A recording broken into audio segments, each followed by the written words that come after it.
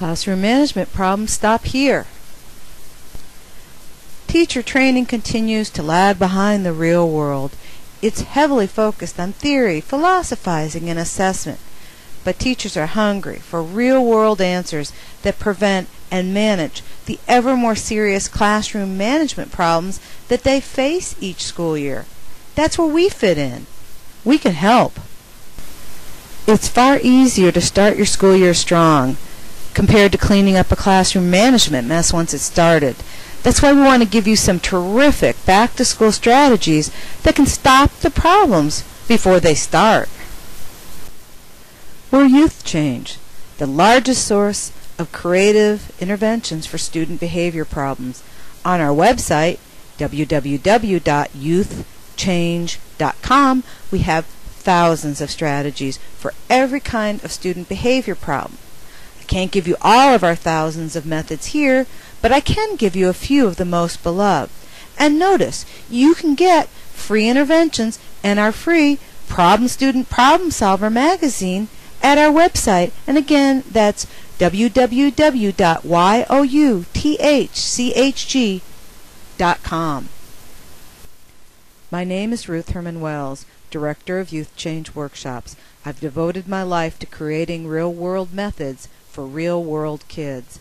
The methods you're about to see are taken from our books, workshops, posters, and our website, youthchange.com. You're looking at poster 55.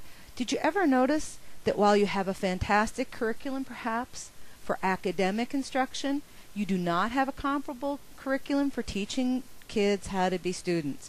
That's what this poster and a lot of our other school skill training methods do. They actually teach kids to be students. You can set any expectations and consequences you want, but if you don't teach kids the nitty-gritty behaviors of being a student, you're not going to get those behaviors in your classroom. That's what this poster helps to do. Now you're looking at poster 58, and again, it's another example of how you actually have to teach kids to be students. And so obviously this poster isn't going to be enough on its own, but fortunately our website is full of just so many cool devices, from games to quizzes to contests to every imaginable access channel to a young person, so that you give plenty of repetitions and you're teaching school skill behaviors very much like you would teach math or science or history or any other academic area. Here's a completely different kind of intervention. It's called A Student's Guide to the Care and Heeding of Teachers. It's a teeny little manual. It could hang off your jacket on the first day of school. You know how you buy something new and it has a little manual hanging off of it? That's what this does. Inside, it runs through how to make your teacher work right. It includes things like while your teacher is able to spot one raised hand across one classroom-sized space, your teacher does not include optional mind-reading capabilities and can't magically determine when you need help. See how we're preventing predictable classroom management problems before they even start. We're actually training kids to be students rather than assuming those skills or hoping that sanctions and reminders will be sufficient to get those skills. You can make your own version of the manual. However, if you want to get it from us, it's in our Last Chance School Success Guide. You can own this book in about 60 seconds because it's available as an ebook, but we also sell it as a paperback. Go to our website, youthchange.com, or call us at 503-982-4220. Here's yet another example of the variety of interventions you need for your variety of students. This is a worksheet. It's called Sooner or Later, Will They Never Need School? And it shows a lot of the excuses that you maybe have heard from your young people. In one of the frames, it shows a rock star who's now broke saying, "I can't even balance my checkbook."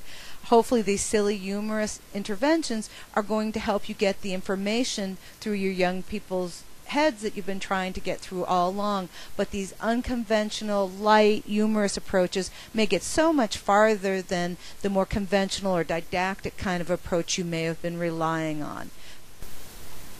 Just as your students don't all learn using the same academic methods and same academic textbooks, not all your students are going to learn from one style of intervention for behavior. So we're going to use everything on earth we can to get the information into your young people's heads. And so you can see a door hanger that lets them know that if they pass the test, they can collect $329,000. $329,000 is the amount that a high school grad earns versus a dropout. Another similar door hanger, this one says, quiet learning in progress. The more you learn, the more you earn. And again, we're now even putting your doorknobs to work. We've already put your walls to work with posters. Now we've even got your doorknobs working for you. We call these passive interventions. Looks like the kid just is staring off into space, but they're actually learning something. And that's what we mean when we say you have to use every access channel, every modality you can come up with to reach that vast variety of students and their vastly different learning styles. To fully teach school skills, it's going to be important to teach attendance, because even if you're the best teacher on earth, if the student's not in their seat, you provide very little value for them that day. What this worksheet does is it captures some of the classic excuses you hear all the time. Once you've gone over these with your kids, it's going to be tougher for them to use them in the classroom. What a lot of teachers do is enlarge this and put it on their wall, and the kids can kind of confront each other by number just to get a flavor of what's there. One of the kids in the picture is holding a egg timer and saying, well, I didn't know what time it was. And so you want to do this with all the excuses you hear in your classroom, not just attendance, but also, oh, gee, I didn't know I wasn't supposed to steal the other kids' things out of their desk. Gee, I didn't know it was important to keep my hands to myself. And so the more you proactively teach these school skills, the less you'll have to stop class and reactively be dealing with these matters over the course of your new school year. As people who cover the country helping schools that struggle, we know it's a lot easier for you to start off your school year by proactively training your kids to be students.